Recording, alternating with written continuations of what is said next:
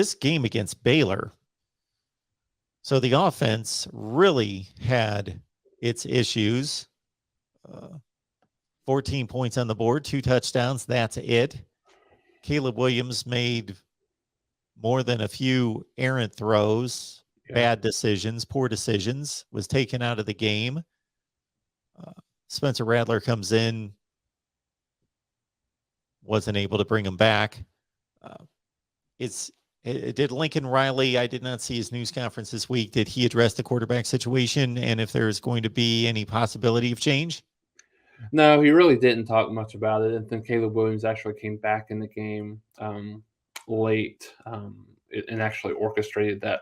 I mean, really just kind of garbage time touchdown. It was, not really, the game was, I guess there was a path, but the path wasn't very strong for them. So I would certainly expect Caleb Williams to still be the starter. I know that Spencer Rattler had the flu on Saturday, and he still put him in. So maybe, that's a little bit of indicative of how much Caleb Williams was struggling. But I think, Mark, one of the things that we've talked about Oklahoma's offense, particularly Lincoln Riley's attack, is very much predicated on being able to run the football, and they were largely ineffective in being able to run the football. At times, they didn't even really try to run the football as much as you would have liked and you would have expected. So I think that's part of it. I think we've talked a little bit about he's still a true freshman at the end of the day, and this was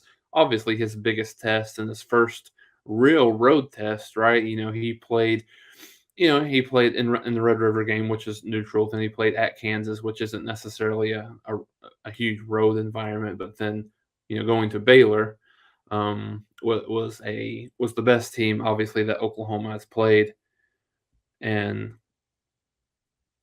like I said, or the best defense definitely that Oklahoma has played thus far this year. And so, I don't know. I think there's a lot of concern in terms of how elaborate Oklahoma's run scheme is, just from an offensive line perspective. So I think that's something that's continuing to be concerning. I think this is something that's been talked about here locally from a media perspective over the last couple of years. Is just the sophistication and the blocking scheme that Oklahoma puts in place, and I think they've gotten away with it with just an enormous amount of talent over the last few years. The talent from a recruiting perspective hasn't been the same, over the last couple of years. So I think that's part of it. But I think that's something that, Oklahoma internally, Gabe Eichert and Teddy Lehman talk about this on a lot of occasions, just talking about how specifically Gabe Eichert talking about the sophistication that Oklahoma has on the front end, and it's becoming problematic just in terms of it's not anything, basic stretch plays, running plays. It's something that Oklahoma just doesn't run, and almost every team across the country runs, and even some of the blocking schemes that Oklahoma has in place is not something that is even done at the next level. So obviously that's not something to worry about right now, but I think that's something that will be interesting to kind of think through, in the offseason going into next year. But Oklahoma has to be able to run the ball at least to a varying degree to be able to be successful at all. And I think it was the second game in a row where Oklahoma has been under 100 yards rushing. I think Caleb Williams had 17, 18 yards on 11 carries. Kennedy Brooks had 50 something yards on 14 carries. And, I think, they just didn't attempt to run the football as much as they probably should have. Seems like an interesting debate or conversation when you bring up what the criticisms are about the blocking schemes, the complexity, and the run plays that are not being used by Oklahoma that are used by just about everybody else across college football, because that would seem on the surface to be a concern. Okay, maybe the blocking schemes are too complex for these players to learn. Why not utilize the talent more in a simplified fashion so they can be effective and not have to think so much?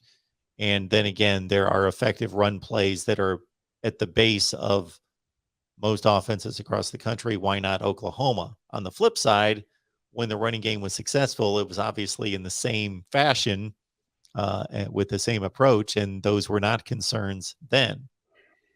Yeah, and I think Mark, the biggest concern, maybe of all of it, is that they're not getting the same quality offensive line recruiting that they have in the past, and it's been indicative of the just the talent that's on the field. So I don't know if any of that has to do, if there's any correlation between the two, but no, I mean, I think your point's well taken. It's just like everything else. Coaching is excellent when they're playing well, but then all of a sudden, and this is why I don't really get into, I think we're on the same page with this, is um,